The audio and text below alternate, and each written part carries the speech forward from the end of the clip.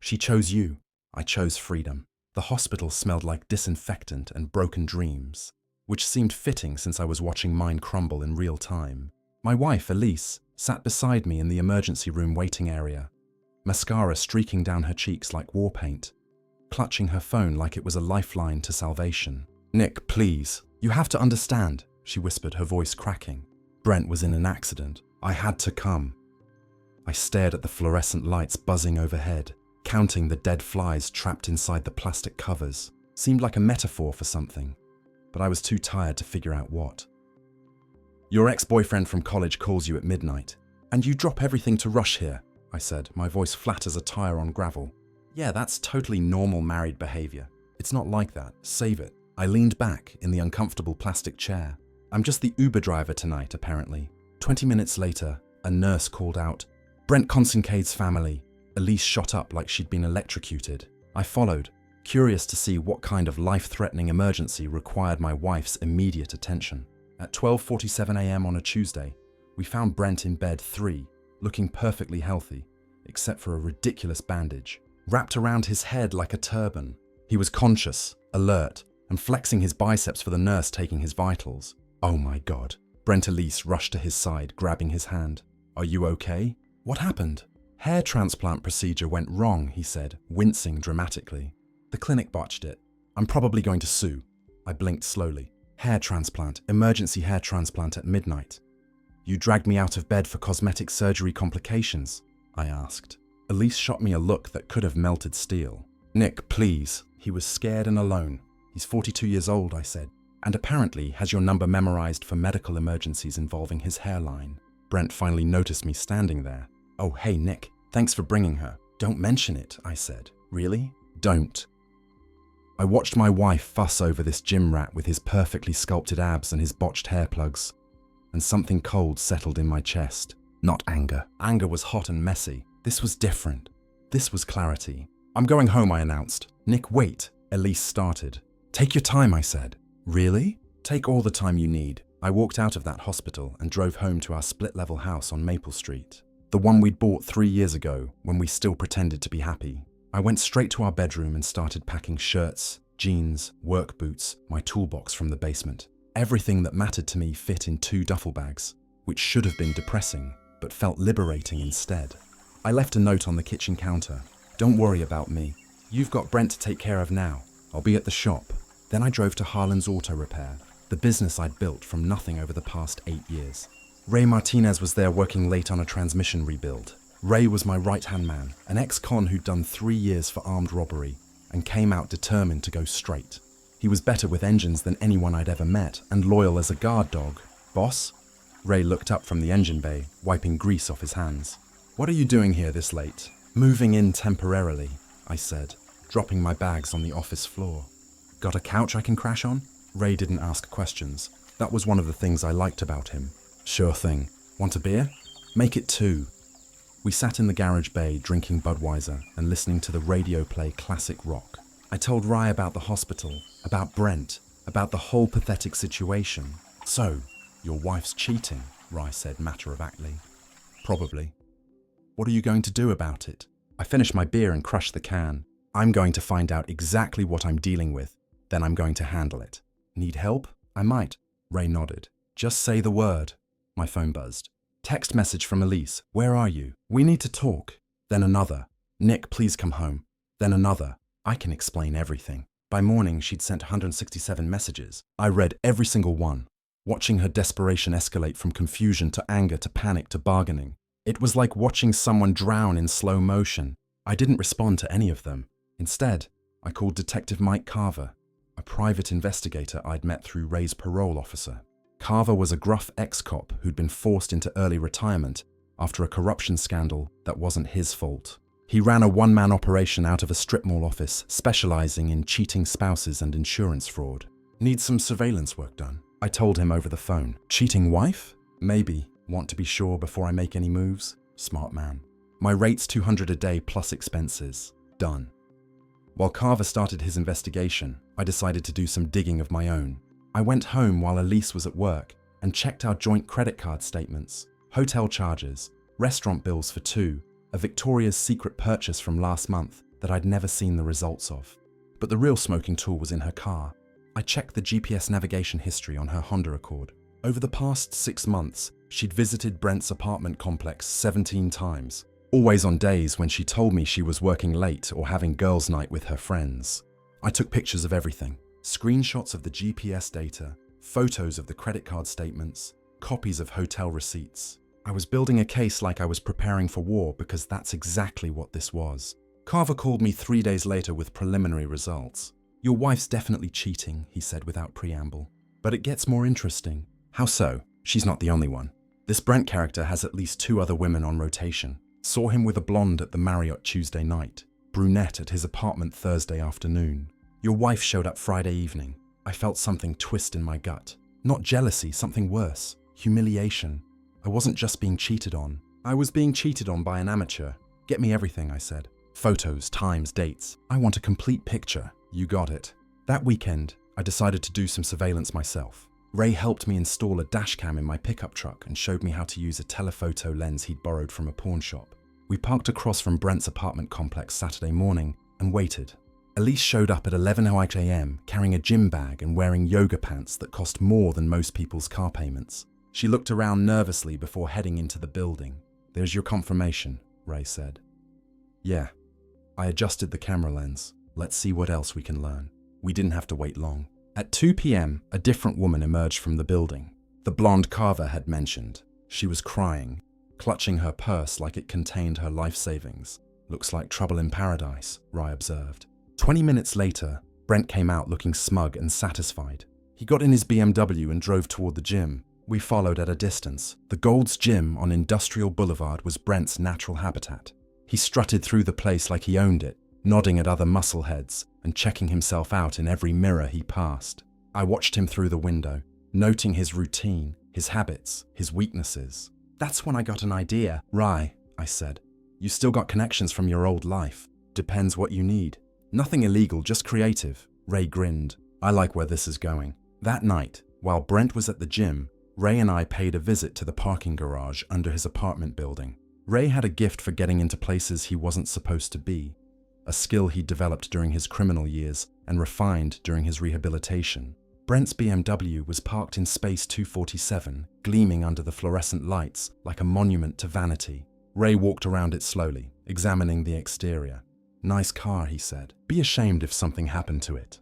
"Nothing permanent," I said. "Just inconvenient." Ray nodded and got to work. He loosened the lug nuts on all 4 wheels. Not enough to cause an accident, just enough to make them wobble and create an expensive repair bill. Then he used a small drill to put tiny holes in the exhaust system, ensuring the car would sound like a broken lawnmower. While Ray worked on the car, I focused on Brent's gym bag, which he'd left in the back seat. The doors were unlocked. Apparently, Brent felt pretty secure in his private garage. Inside the bag, I found his shampoo, body wash, and protein powder. I carefully opened the shampoo bottle and added a generous amount of NAR hair removal cream, mixing it thoroughly before closing it back up. "That's diabolical," Ray said, watching me work. He's so vain about his hair. Figured I'd help him achieve a more natural look. We finished our work and left without being seen. The next phase of my plan was already forming in my mind. Sunday morning, I drove to Murphy's Bar and Grill, the local watering hole, where everyone in town eventually showed up. Old Pete Kowalski was holding court at his usual spot at the end of the bar, regaling anyone who'd listened with stories from his 40 years as a mechanic. Pete was a town institution, a 70-year-old Polish immigrant who knew everyone's business and wasn't shy about sharing it. He'd been hanging around my shop since I opened, offering unsolicited advice and keeping me entertained with local gossip. "Nick," Pete called out when he saw me. "Heard you and the missus are having some troubles." "Small towns. You couldn't keep secrets, even if you wanted to." "Something like that," I said, ordering a beer. "That's a shame. Elise always seemed like a nice girl." "Yeah, well, appearances can be deceiving." Pete leaned closer, lowering his voice. "You know, I seen her around town with that musclehead from the gym, Brent something Kincaid." "That's the one. They've been meeting up at the Marriott pretty regular, like." I took a sip of my beer. "Is that right?" "Oh yeah. My nephew works valet parking there. Says they come in separate, leave together real sneaky like." "Interesting." Pete studied my face. "You okay, son? You look like you're planning something." "Just thinking." "Well, whatever you're thinking, Make sure it's legal that Brent character's got connections. His daddy owns half the commercial real estate in town. That was news to me. Rich boy with a safety net. That explained the arrogance. Thanks for the heads up, Pete. I finished my beer and headed home. Elise was there pacing around the living room like a caged animal. She looked terrible. Dark circles under her eyes, hair unwashed, wearing the same clothes she'd had on yesterday. Nick, thank God, she said when I walked in. We need to talk, do we? Yes, this whole situation has gotten completely out of hand. I know you're upset about the hospital thing, but you're overreacting. I sat down on the couch and looked at her. Really? Looked at her. When did she become a stranger? 17 times? I said, what? You've been to Brent's apartment 17 times in the past 6 months? I checked your GPS history. The color drained from her face. Nick, I can explain. I'm sure you can. You always were creative with the truth. It's not what you think. Really. Because I think you're cheating on me with your college boyfriend. Am I wrong? She opened her mouth, then closed it.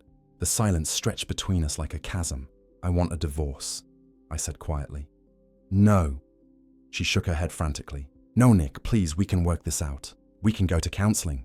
I'll stop seeing Brent, I promise. Stop seeing him. I laughed, but there was no humor in it. Elise, you rushed to the hospital at midnight because he had cosmetic surgery complications. You think this is something we can just work through? I made a mistake. You made a choice. Multiple choices. Over 6 months of choices. She started crying then. Big dramatic sobs that might have worked on me 6 months ago. Now they just sounded like noise. Please, Nick, I love you. No, I said, standing up. You love the idea of me. The security, the stability, the nice house, the respectable husband. But you love Brent's abs and his BMW more. That's not true. Prove it right now. Call Brent and tell him you never want to see him again. She hesitated just for a second, but it was enough. That's what I thought. I said, I'll be staying at the shop until I can find an apartment. You can have the house until the divorce is final. I headed for the door, but her voice stopped me. You'll regret this, Nick. You're throwing away 8 years of marriage over nothing. I turned back to look at her one last time. 8 years, 17 visits to his apartment. Yeah, you're right. That math definitely works out in your favor. Then I left her standing there crying in the living room of the house we'd bought together when we still believed in forever. Monday morning brought the first fruits of my weekend labor. Carver called while I was opening the shop, barely containing his laughter. You need to see this, he said. Meet me at the diner on 5th Street. I found him in a corner booth, grinning like a kid on Christmas morning. He slid a manila envelope across the table. Your boy Brent had quite the weekend, Carver said. The photos inside were better than I'd hoped. Brent at the gym, his hair patchy and uneven, where the Nara had done its work. Brent in the parking garage staring at his wobbling BMW in confusion. Brent at the mechanic shop arguing with the service manager about his mysteriously damaged exhaust system. Gets better. Carver continued. Turns out the blonde from last week, that's Jessica Chen, a paralegal from downtown. She found out about your wife in the brunette, girl named Amanda Torres who works at the bank. Jessica confronted Brent yesterday at his apartment. Neighbors heard the whole thing. What did she say? Called him a lying, cheating piece of garbage. Threw his gym bag off the balcony. Made quite a scene. I studied the photos more carefully. In one shot, Brent was on his hands and knees in the parking lot, collecting scattered protein bars and workout gear. His partially bald head gleamed under the street lights. This is good, I said. But I need more. What kind of more? I want to know everything about this guy. His job, his finances, his weaknesses. If he's juggling 3 women, he's probably cutting corners somewhere else too. Carver nodded. I'll dig deeper. Might take a few days. Take all the time you need. I'm not going anywhere. That afternoon, Elise showed up at the shop. She looked better than she had yesterday. Showered, dressed professionally, makeup carefully applied. She was trying to project strength, but I could see the desperation underneath. Nick, we need to discuss this rationally, she said, standing in the doorway of my office. Rye looked up from the engine he was working on, wrench in hand. Want me to handle this, boss? It's fine, Ray. This won't take long. Elise stepped inside, closing the door behind her. I've been thinking about what you said yesterday, and you're right. I made mistakes, but marriage is about forgiveness, isn't it? About working through problems together. Some problems. Sure. Cheating for 6 months isn't a problem, Elise. It's a choice. I was confused. Brent and I have history, and when he came back to town, old feelings got stirred up. But it doesn't mean anything. Doesn't mean anything. I leaned back in my chair. You spent our anniversary weekend at the Marriott with him. You bought lingerie with our joint credit card for him. You lied to me every single day for 6 months. But it doesn't mean anything. Her composure cracked slightly. How do you know about the hotel? I know about everything, Elise. The question is, what are you going to do about it? I'll end it with Brent today. Right now if you want. Too late. What do you mean, too late? I opened my desk drawer and pulled out a business card. I've already filed for divorce. You'll be served papers tomorrow. You can't be serious. Dead serious. She stared at the card like it was a death warrant. I won't make this easy for you. I didn't expect you to. I'll fight for half of everything. The house, the business, your savings. I'll take you for everything you're worth. Good luck with that. I stood up and opened the door. Now get out of my shop. She left, but not before throwing me a look that promised war. That evening, I met with my lawyer, Sarah Mitchell, a sharp woman in her 50s who specialized in divorce cases. She reviewed the evidence I'd gathered. The GPS data, credit card statements, hotel receipts, Carver's surveillance photos. This is excellent documentation, she said. With evidence this clear, she won't have much leverage in the settlement. What about her threat to go after the business? The shop was established before your marriage, and you can prove you built it with your own capital and labor. She might be entitled to some appreciation in value, but she can't touch the core business and the house joint asset. So, you'll probably have to split the equity. But given her infidelity, we might be able to negotiate a more favorable arrangement.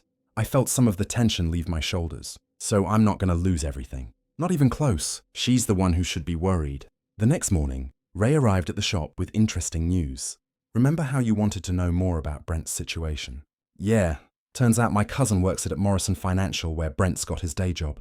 Says the guy's been using company equipment for some kind of side business, cryptocurrency mining or something. That's against company policy, I'm guessing. Big time. They've been trying to figure out why their network's been running slow. If someone happened to tip them off about what's causing it, I smiled.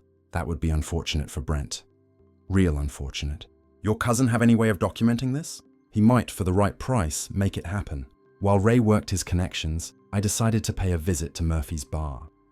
It was happy hour, and the place was packed with the usual crowd of construction workers, office drones and retirees. Perfect for spreading some carefully selected information, I found Pete at his usual spot, already 3 beers deep, and holding court with a group of younger guys from the construction crew. "Nick," Pete called out, "how you holding up, son?" "Better every day," I said, ordering a beer. Turns out divorce might be the best thing that ever happened to me. That's so, yeah. Found out some interesting things about my wife's boyfriend. Guy's a real piece of work. The construction guys perked up. Nothing they liked better than gossip about rich people behaving badly. "What kind of things?" Asked Tommy Brennan, a roofer I'd done some work for. Well, turns out he's not just cheating on his girlfriend with my wife. He's got at least 3 women on the hook. Real classy operation he's running. No kidding. Gets better. Guy's so vain he had hair transplant surgery and botched it. Now he looks like he stuck his finger in an electrical socket. The group erupted in laughter. I pulled out my phone and showed them one of Carver's photos. Brent at the gym with his patchy, uneven hairline. "Jesus," Tommy said. "What happened to him?" "Bad reaction to the procedure, I heard. Might be permanent." The photo got passed around the group, generating more laughter and commentary. By the time I left the bar an hour later, I knew the story would be all over town by morning. Sure enough, my phone started buzzing with calls and texts from people who'd heard various versions of the tale. The details got more elaborate with each retelling. By noon, the story had evolved into Brent being caught in bed with 2 women simultaneously, while his hair fell out in clumps. Small towns were beautiful things when they worked in your favor.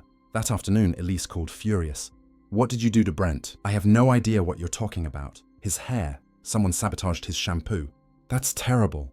Really tragic. Guy's already not much to look at." "This isn't funny, Nick. And now people are spreading rumors about him all over town." "Rumors? What kind of rumors?" "You know exactly what kind. About him cheating, about his appearance, about everything." "Well," I said, "if they're just rumors, I'm sure he has nothing to worry about." She hung up on me. An hour later, Brent himself showed up at the shop.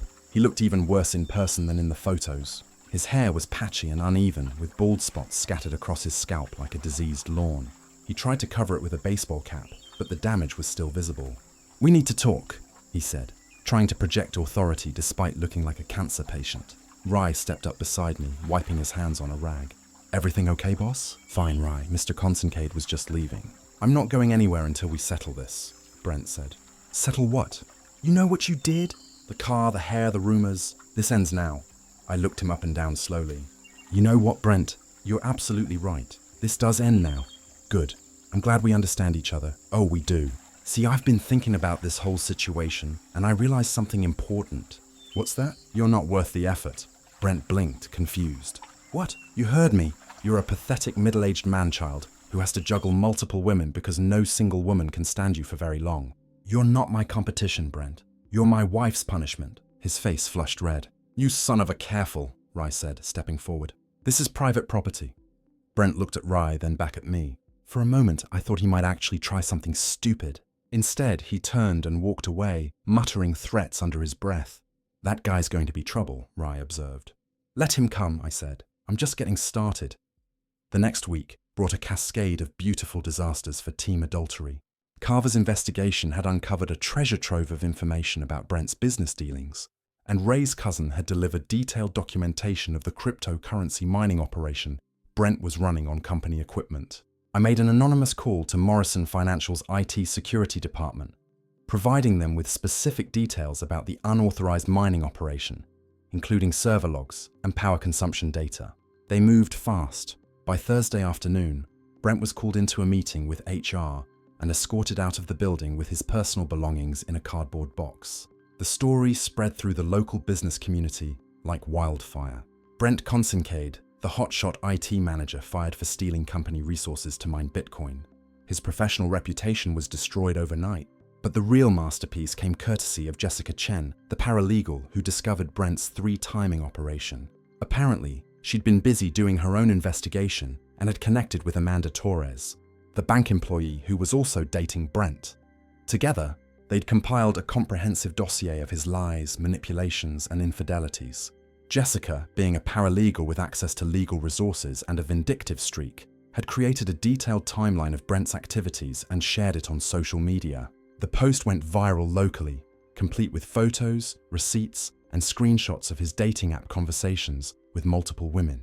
The post was a work of art.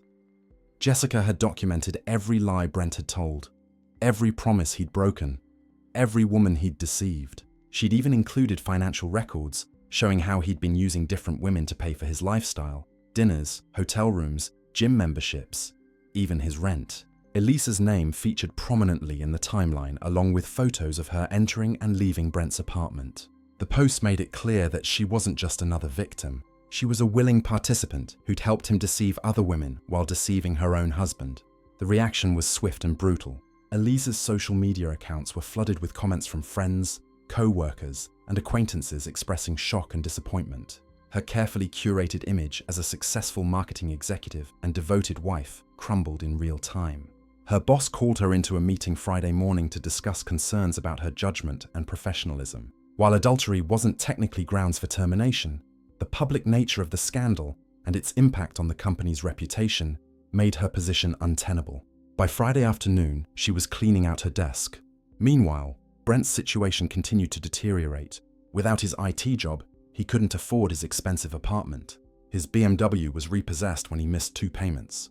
The other women he'd been stringing along had all cut contact, leaving him isolated and broke. The patchy hair situation had gotten worse, not better. Whatever reaction he'd had to the NA had caused permanent damage to his follicles. He'd tried to fix it with more surgery, but that had only made things worse. Now he looked like he'd been attacked by a weed trimmer. Saturday evening, I was at Murphy's bar celebrating my freedom with Ray and Pete when Elise walked in.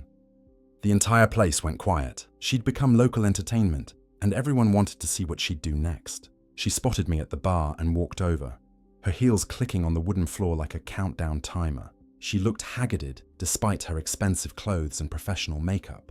The stress was eating her alive. "Nick," she said, trying to sound casual, "can we talk privately? I don't think we have anything private to discuss anymore." I said loud enough for the nearby tables to hear. "Your business is pretty much public knowledge now." A few people chuckled. Elisa's face flushed red. "Please," she said quietly. 5 minutes. I looked around the bar at all the faces watching us like we were primetime television. "Sure, talk, not here. Here's fine. These are my friends. They've heard all about you already." She glanced around nervously, realizing she was trapped. "I lost my job," I heard. "Shame about that. They said it was due to reputation concerns." "That's not legal, Nick. I could sue them." "You could try. Might be hard to prove discrimination when there's photographic evidence of you helping your boyfriend defraud other women." "I never defrauded anyone, really." "So, you told Jessica and Amanda about each other. You let them know they were sharing Brent with you and your husband's credit card." The bar had gone completely silent now. Everyone was listening to our conversation like it was a radio drama. "That's different," she said weakly. "How? It's complicated." "No, it's really not. You helped a con artist run multiple scams on different women while stealing money from your husband to fund it. That's not complicated. That's just criminal. I want to work this out, Nick. We can go to counseling. Start over somewhere else." I looked at her for a long moment, studying her face. She was still beautiful, still charming when she wanted to be, but I could see the desperation underneath now, the calculation behind every word. "You know what the funny thing is, Elise? I actually might have forgiven you if you'd just been honest about it. I can be honest now. Too late. See, I know about the other stuff too." Her face went pale. "What other stuff?" "The credit cards you opened in my name. The money you transferred from our joint savings to your personal account. The loan you took against the house without telling me." She opened her mouth, then closed it. The bar was so quiet you could hear the ice maker cycling in the kitchen. "I was going to leave you anyway," she whispered. "I just needed time to get my finances in order." And there it was, the truth, finally. She hadn't been confused or conflicted. She'd been planning her exit strategy for months, using Brent as her escape route while systematically looting our joint assets. "I know," I said. "My lawyer found all of it. The hidden accounts, the forged signatures, the fraudulent loan applications. You're not just a cheater, Elise. You're a thief." The color drained completely from her face now. "Nick, please. The best part, all of that financial fraud you committed, that's going to make the divorce real simple. See, when one spouse commits felony theft against the other, they forfeit their claim to joint assets. You can't prove." "Actually, I can. Bank records, signature analysis, digital forensics. My lawyer has everything." She stood there for a moment, swaying slightly, looking like she might faint. Then she turned and walked out of the bar without another word. The place erupted in conversation as soon as the door closed behind her. I finished my beer and headed home to my new apartment, feeling lighter than I had in months. Monday morning brought the final piece of the puzzle. Carver called with news that Brent had been arrested for check fraud. Apparently, he'd been writing bad checks to cover his expenses since losing his job. One of them had been to his landlord who'd pressed charges. "Guys, looking at 6 months minimum," Carver said. "Probably more if they dig into his other activities." "What about Elise? Your lawyer filed the fraud charges this morning. She'll be arrested by end of business today." I hung up and looked around my shop. My profitable, debt-free, wholly owned business that Elise would never be able to touch. Rye was under the hood of a Chevy, humming along to the radio. Pete was in his usual corner reading the newspaper and offering commentary to anyone who'd listened. This was my world, my real world, and it was exactly where I belonged. That evening, I got a call from Sarah Mitchell, my lawyer. "It's over," she said. "Elise signed the settlement agreement. She gets nothing except her personal belongings and whatever's left in her personal accounts after she pays her legal fees." "What about criminal charges?" "She's pleading guilty to theft and fraud. Probably looking at probation and restitution, but no jail time if she cooperates fully." "And Brent? Not my case, but I heard he took a plea deal. 6 months in county, 3 years probation." I hung up and sat in my apartment looking out at the town I'd called home for 15 years. Tomorrow, Elise would be gone, moving back to her parents' house in another state, starting over with nothing but debt and a criminal record. Brent would be in jail, his career destroyed, his reputation ruined, his vanity permanently damaged by his patchy, scarred scalp. And I would be here surrounded by friends who'd stood by me, running a business I'd built with my own hands, free from the weight of a marriage that had been dead longer than I'd wanted to admit. The phone rang. It was Ray. "Boss, you want to come down to Murphy's? Pete's buying rounds for everyone. Says we're celebrating your independence." I smiled. "I'll be right there." I walked into Murphy's bar to find half the town waiting for me. Pete raised his glass as I entered.